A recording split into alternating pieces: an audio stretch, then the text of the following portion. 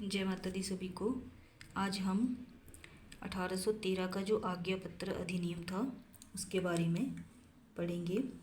The charter act of 1813।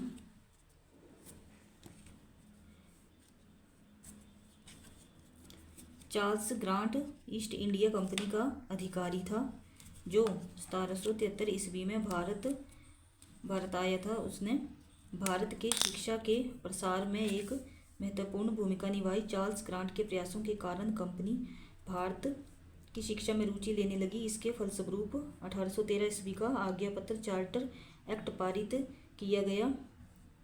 Charter act के अनुसार company को शिक्षा के प्रसार पर प्रति वर्ष कम से कम 1 लाख रुपए खर्च करने थे।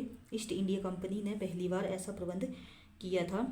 एक्ट की धारा 43 बताती है, गवर्नर जनरल इन काउंसिलिंग के लिए यह निर्देश देना उचित होगा कि कथित प्रादेशिक प्राप्तियों से प्राप्त होने वाले किरायों, आयों, मुनाफों की बचने वाली अतिरिक्त रकम में से सैनिक, नागरिक और व्यापारिक स्थापना का खर्च चुकाने के बाद यह बताए गए तरीके से कर्ज का ब्याज चुकाने के बाद प्रतिवर्ष कम से कम 1 लाख रुपए अलग रख दिए जाएंगे और उनका प्रयोग साहित्य के पुनरुत्थान और उन्नति के लिए, भारत के शिक्षित निवासियों के प्रोत्साहन के लिए और भारत में अंग्रेजी प्रदेशों के निवासियों के बीच विज्ञान के प्रारंभ और प्रसार के लिए किया जाएगा। पहली बार अंग्रेज संसद द्वारा स्वीकार किया गया कि भारत में शिक्षा का सार्वजनिक मालगुजारियों पर दावा था। हालांकि एक्ट में इस बात का विशिष्ट रूप से उल्लेख नहीं किया गया था कि इस रकम को किस ढंग से शिक्षा पर खर्च किया जाना था। फिर भी यह बात तो स्पष्ट थी कि कंपनी भारत में शैक्षिक मामलों में रुचि लेगी। इस प्रकार एक्ट से भारत में शिक्षा को एक नई दिशा मिली। इस बात पर भी ध्यान दिया जाना चाहिए कि भारतवासियों और भारत की शिक्षा पद्धति के बारे में चार्ल्स ग्रांट की राय अच्छी नहीं थी। इंग्लैंड लौटने पर उन्होंने एक लेख लिखा, ऑब्जर्वेशंस। उसमें उसने कहा, भारत में शिक्षा द्वारा प्रकाश लाया जाना चाहिए, फिर लोग सही तरीके से व्यवहार करना सीखेंगे।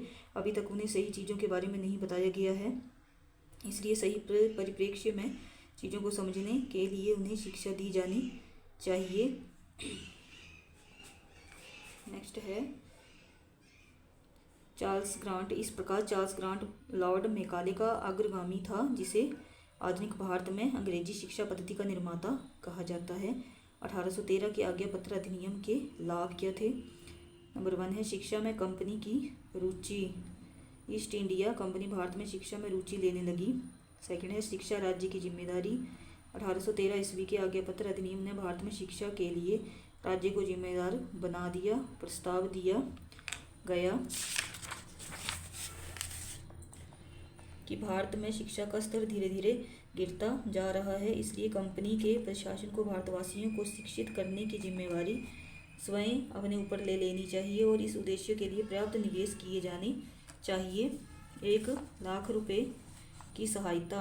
आज्ञापत्र अधिनियम के अनुसार कंपनी को शिक्षा के प्रसार पर प्रतिवर्ष कम से कम 1 लाख रुपए खर्च करने थे। ये बहुत इंपॉर्टेंट चीज़ है, करने थे। इस रकम को अलग रख दिया जाना था और साहित्य के पुनरुत्थान और उन्नति के लिए, भारत के शिक्षित भारतवासियों की उन्नति के लिए और भारत में अंग्रेजी प्रदेशों के निवासियों के बीच विज्ञान के ज्ञान के प्रारंभ और प्रसार के लिए प्रयोग किया जाना चाहिए। पहली बार ईस्ट इंडिया कंपनी ने ऐसा प्रबंध किया था। लॉर्ड मिंटो ने शिक्षा के लिए प्रतिवर्ष 10,000 पाउंड लगभग 1 लाख रुपए तक की सहायता के लिए व्यवस्था की थी। नेक्स्ट है अद्वितीय कड़ी। भारतीय शिक्षा के इतिहास में आज्ञापत्र अधिनियम एक अद्वितीय कड़ी है। शिक्षा की राजकीय नीति का आधार। आज्ञापत्र अधिनियम ने भारत में शिक्षा की एक राजकीय नीति के लिए आधार रखा। आगे नेक्स्ट 6th है शिक्षा के इतिहास में महत्वपूर्ण मोड़। आज्ञापत्र अधिनियम भारत में आधुनिक शिक्षा के इतिहास में एक महत्वपूर्ण मोड़ को रेखांकित करता है। वह मोड़ जहाँ एक अवधि समाप्त हुई और दूसरी शुरू हुई। 1813 ईस्वी के आज्ञापत्र अधिनियम ने शिक्षा के लिए राज्य को जिम्मेवार बना दिया था। इसने 10,000 पाउंड 1 लाख रुपए के समानांतर होता है उसमें खर्च का प्रबंध किया था, लेकिन उचित वितरण के अभाव में 10 वर्षों में भी इस रकम का उपयोग नहीं किया जा सका। 1833 तक कंपनी शिक्षा के प्रति काफ़ी उदासीन रही और इसलिए 20 वर्षों की यह अवधि अनिवार्य रूप से अनिश्चितता की अवधि रही। इन 20 वर्षों के दौरान प्राच्य पाश्चात्य विवाद जोर शोर से चलता रहा। लोक शिक्षा समिति 1831 ईस्वी में लोक शिक्षा समिति का निर्माण किया गया। उसने उपयोगितावादी ज्ञान पर बल दिया। समिति के सामने जिन मुख्य प्रश्नों को रखा गया वे थे: शिक्षा के उद्देश्य, लक्ष्य, माध्यम और साधन। इन समस्याओं के कारण शैक्षिक क्षेत्र में निम्नलिखित 3 वर्गों की उत्पत्ति हुई। नंबर 1 है भारतीय भाषाओं का समर्थक। एक वर्ग उन लोगों से निर्मित था जो संस्कृत, अरबी और फारसी के माध्यम से भारतवासियों को भारतीय और अन्य विज्ञानों की शिक्षा देना चाहते थे। इस समूह ने विभिन्न भाषा संबंधी समुदायों के संतुष्टिकरण की नीति का समर्थन किया।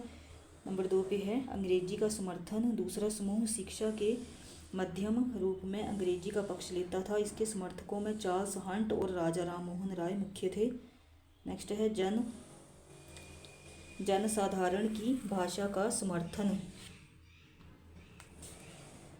तीसरा समूह जनसाधारण की भाषा यानी कि प्रादेशिक भाषाओं द्वारा शिक्षा दिए जाने के पक्ष में था। तीनों समूह कंपनी के कर्मचारियों से निर्मित किए गए थे। नेक्स्ट है यह अनिश्चितता, विवाद और अस्पष्टता का समय था। कंपनी स्वयं शिक्षा के भार से बचना चाहती थी और इस विवाद के परिणाम स्वरूप 1813 ईस्वी के आज्ञा पत्र को कार्यान्वित नहीं किया जा सका। निर्देश जारी करना। 1814 ईस्वी में कंपनी के निर्देशों ने शिक्षा नीति को स्पष्ट करते हुए एक निर्देश जारी किया। उसमें उन्होंने निम्नलिखित पर बल दिया: आर्थिक सहायता। सेकंड पे था सम्मान की उपाधियों का वितरण। थर्ड है प्राचीन साहित्य का संरक्षण और फोर्थ है हिंदू शिक्षा पद्धति की स्वीकृति। यह निर्देश और आज्ञा पत्र की धारा 43 व्यर्थ रहे। नेक्स्ट है 1923 ईस्वी तक सर्वाधिक कमजोर प्रयास। 1923 ईस्वी तक आज्ञा पत्र की घोषणा कंपनी की फाइलों में दबी रही, क्योंकि कंपनी अपनी सारी शक्ति को 1813 ईस्वी से 1823 ईस्वी तक के कंपनी के व्यापारिक कार्यों पर केंद्रित करना चाहती थी। इस अवधि में कंपनी ने गुरखाओं, पिंडाराओं या मराठों और पठानों से युद्ध किया और अपने प्रशासन को मजबूत करने पर ध्यान केंद्रित किया। परिणाम स्वरूप शिक्षा के क्षेत्र में इसने सर्वाधिक कमजोर प्रयास किए। कंपनी के गवर्नर जनरल को निर्देश। 1824 ईस्वी में अंग्रेज सरकार ने कंपनी के गवर्नर जनरल को एक निर्देश भेजा जिसमें कहा गया कि भारत के लोगों के लिए शिक्षा पद्धति में प्रगति और सुधार के लिए सरकार अत्यधिक चिंतित है। यह कंपनी को रुचि और लगन के प्रति पूर्ण रूप से जागरूक बनाना चाहती थी। इस उद्देश्य को प्राप्त करने के लिए सरकार बड़े त्याग करने के लिए तैयार है यदि उसे आवश्यक स्रोतों के बारे में बता दिया जाए। परिणाम स्वरूप लोक शिक्षा समिति सक्रिय हो गई। इसने निम्नलिखित कदम उठाए: कलकत्ता मदरसा और बनारस संस्कृत महाविद्यालयों का पुनर्गठन किया। कलकत्ता, आगरा, दिल्ली और मुर्शिदाबाद में प्राच्य अध्ययन के महाविद्यालयों की स्थापना। कलकत्ता शिक्षा प्रेस की स्थापना। यूरोपीय मूल लेखों का अनुवाद। 1823 का एल्फिंस्टन का विवरण पत्र। ये तो शायद इतना ज़रूरी नहीं है, तो आज के लिए इतना ही। ये एक्ट भी हमारे पीजीटी बीएड पोर्शन में आएंगे। नेक्स्ट हम करेंगे मैकॉले का 1835 का विवरण पत्र। मैं इसलिए जल्दी पढ़ाती हूँ ताकि आप कम समय में ज़्यादा से ज़्यादा चीज़ें पढ़ सकें, क्योंकि ज़्यादा लंबी वीडियो बनाने से पढ़ने के लिए टाइम लगता है फिर, इसलिए मैं छोटी सी ही वीडियो बनाती हूँ ताकि जल्दी से पढ़ सकें। ठीक है, आज के लिए इतना ही। धन्यवाद।